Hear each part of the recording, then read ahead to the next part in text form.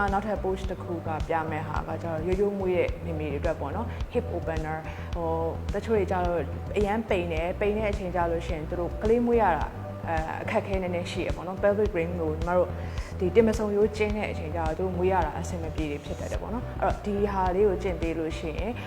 ်မိမိတွေအားလုံးကလေးမွေးရဖွားတာတဖြည်းဖြည်းလွယ်ကူလာနိုင်တယ်ပေါ့နော် okay ပထမဆုံးကျင့်မဲ့ဟာကကျတော့ညီမတို့ဒီကနေသွားလိုက်တယ်ခြေထောက်နှစ်ခုကိုပူးလိုက်တယ် butterfly shape ပေါ့နော်ပူးလိုက်တဲ့အချိန်မှာအဲ့ဟာကိုလည်းအကုန်လုံးစပြီးတော့pair trimester ဆိုအကုန်ကျင့်လို့ရတယ်ပေါ့နော်အဲ့တော့တကယ်လို့မေတချို့အရန် bike အရန်ပူနေတယ်လားရင်နေတဲ့လူတွေဆိုလို့ရှိရင်နောက်မှာ block down တစ်ခုထားမယ် block down တစ်ခုထားပြီးတော့ဒီလိုထိုင်ထားမယ်ပေါ့နော်ထိုင်ထားပြီးတော့လေ့ကျင့်လို့ရတယ် okay သူကကျတော့ဘာလဲဆိုတော့တင်ပဆုံရိုးကနေပြီးတော့အရှိတ်ဘက်ခြေထောက်ကိုတက်ထားလိုက်တယ်ထားပြီးတော့ခြေထောက်နှစ်ခုကိုပူးလိုက်တယ်ပြီးရင်ခြေထောက်ကိုတို့သွားမယ်ခြေထောက်ကိုပူးလိုက်တယ်ပြီးရင်ခါဆန်ထုတ်ထားတယ်အသက်ရှူသွင်းမယ်ရှူသွင်းလိုက်တဲ့အချိန်မှာမျက်လုံးလေးကိုတစ်ချက်နှိပ်ပြီးတော့ hip ဒီတင်ပဆုံရိုးကိုစိတ်ပို့ထားပါတော့ဖြည်းဖြည်းချင်းအသက်ရှူသွင်းခါးတွေဆန့်ထုတ်ထားကြောတွေဆန့်ထုတ်ထားတင်ပဆုံရိုးထိအောင်တက်ကိုရှူသွင်းလိုက်တယ်ပြန်ရှူထုတ်တယ်တင်ပဆုံရိုးထိကနေပြီးတော့ဖြည်းဖြည်းချင်းပြန်ရှူထုတ်လိုက်တယ်ဟုတ်ပြီအဲ့ဒါကို10ချိန်တော့တဖြည်းဖြည်းချင်းရအောင် try မယ် try မျိုးရလို့ရှိရင်နောက်တစ်ခုခါးရည်နည်းနည်းညောင်းလာတတ်တယ်အဲ့တော့လက်ရဲ့ကိုယ့်ရဲ့ဒီတမဆုံရဲ့နောက်ကိုလက်ကိုတလို့ထောက်လိုက်တယ်။ဘာဖြစ်လို့အများကြီးမထောက်ခိုင်းလဲဆိုတော့တချို့ရဲ့ back bend လုပ်လို့ရှိရင်ခါအတွက်လည်းအဆင်ပြေဘူးကလေးအတွက်လည်းအဆင်မပြေဘူးပြီးတော့ဘယ်လိုပြောရမလဲတရေသားကိုထိခိုက်စေရပေါ့နော်အဲ့တော့ဒီလောက်ထိပဲသွားမယ်သွားပြီးသွားလို့ရှိရင်လက်ကိုဆန့်ထုတ်မယ်ခါကိုဆန့်ထုတ်တယ်ရင်ဘတ်ကိုဖွင့်လိုက်တယ်ဒီလောက်ပဲအဆင်ပြေတယ်โอเคဟုတ်ပြီပြန်ပြီးတော့လက်ကိုအရှိတ်ဘက်ကိုပြန်ပြီးတော့ထောက်လိုက်တယ်ခြေထောက်ဒီအကျဲရဲ့အကြားထဲမှာဘိုက်ကိုချလိုက်မယ်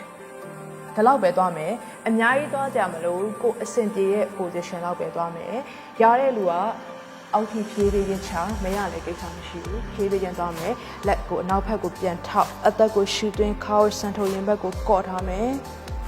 ဟုတ်ပြီပြန်ရှူထုတ်လိုက်တယ်လက်ကိုအရှိတ်ဘက်ကိုချမယ်ဖိချရှူထုတ်ဟုတ်ပြီဒီလောက်ပဲသွားမယ်ရှေ့ကိုဖြည်းဖြည်းချင်းကုန်းချအဲ့ဒီပုံစံကိုလည်းဖြည်းဖြည်းချင်းကျင်သွားလို့ရှိရင်ကျွန်တော် hip opener ပို့ပြီးတော့ရတယ်ပေါ့နော်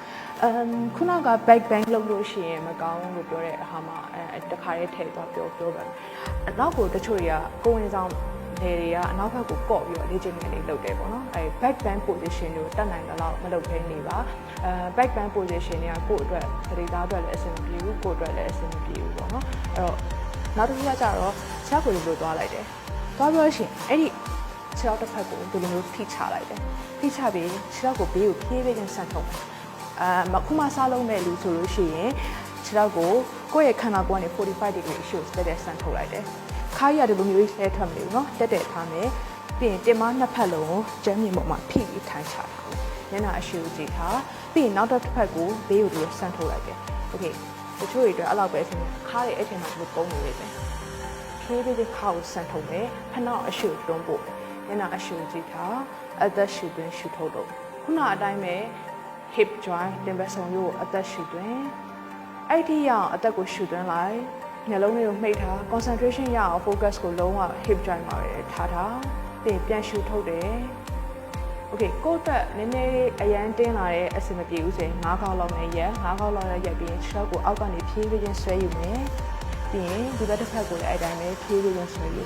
တခါတည်းနဲ့အများကြီးမကျင့်နဲ့ပေါ့နော်အများကြီးမကျင့်နဲ့ဆိုတာတကယ်လို့အများကြီးကျင့်ရလို့ရှိရင်လုံးဝ stretching time ကလည်းအရန်ကြာသွားတယ်ပြီးတော့လို့ရှိရင် muscle strain ပေါ့နော်နာတာကျင်တာတွေဖြစ်ပေါ်လာမယ်ပြီးတော့လို့ရှိရင်လည်းဒီလိုလေးပြန်နေမယ်လက်ကိုအနောက်ကိုပြန်ထောက်ပြန် short ချခါဆက်ပြီးရင်အရှိတ်ဘက်ကိုပြန်ဖိအဲ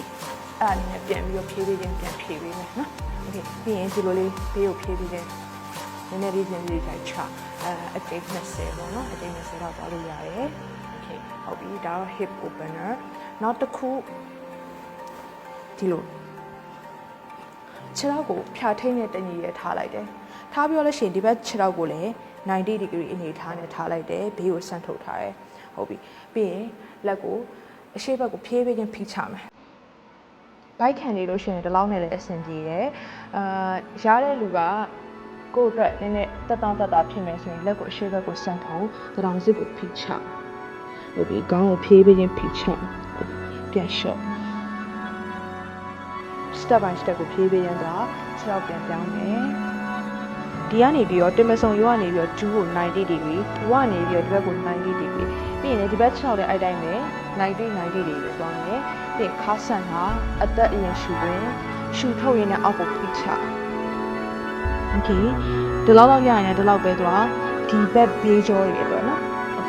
ပြီးဖြည်းဖြည်းချင်းပြန်ပါပြန်လက်အရှိတ်နဲ့ပြန်ထားရရလို့ဆိုရင်အောက်ကိုဖိချဘိုက်ကိုခြေထောက်ကြားထဲမှာချက်ပြီးဒီဘက်ဒီကိုဘေးကိုဆန်လို့လက်ကိုဖြည်းဖြည်းချင်းချโอเคဖြည်းဖြည်းချင်းပြန်မှတ်လာအောင်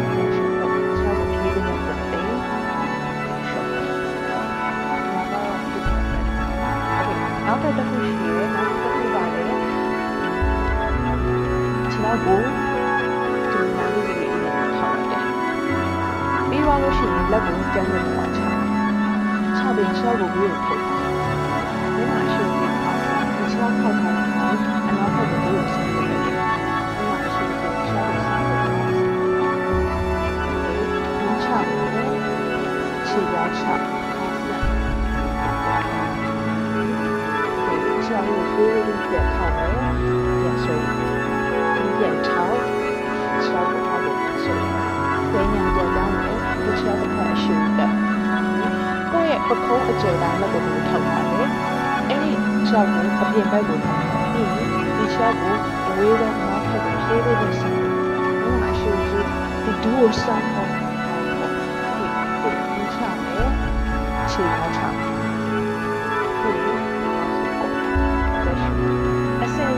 ဆိုလို့ရှိရင်တော့တက်ခိုင်ပါโอเคအစင်းပြေတဲ့ဒီမှာလာလာနေပါတယ်။ရှာကိုဖြည်းဖြည်းချင်းဆွဲရမယ်။အဲ့တိုင်းပဲခါခါလေးပါလို့ဖြစ်တယ်။နောက်တစ်ခုကတော့အဲ့ normal delivery တော့ကိုပဲမတက်ရဘူး။ squat ကလည်းခြေကိုပခုံးအကျယ်တိုင်းဖက်ထားတယ်။ပြီးရင်ကိုယ့်ရဲ့ခြေကို45 degree ပြေးကိုထည့်လိုက်လှည့်ပြီးသွားလို့ရှိရင်လက်ကိုရှုပ်လိုက်တော့တောင်းလို့ရှိရင်ဘိုက်ကိုကန်ထားပါတော့ဟိုလာရင်လာတယ်ဆိုတော့ဘိုက်ကိုထင်းပြီးတော့ကန်ထားပြီးလို့ရှိရင်တင်မအောင်တော့သုံးဖို့တယ်အဲ့ချိန်မှာ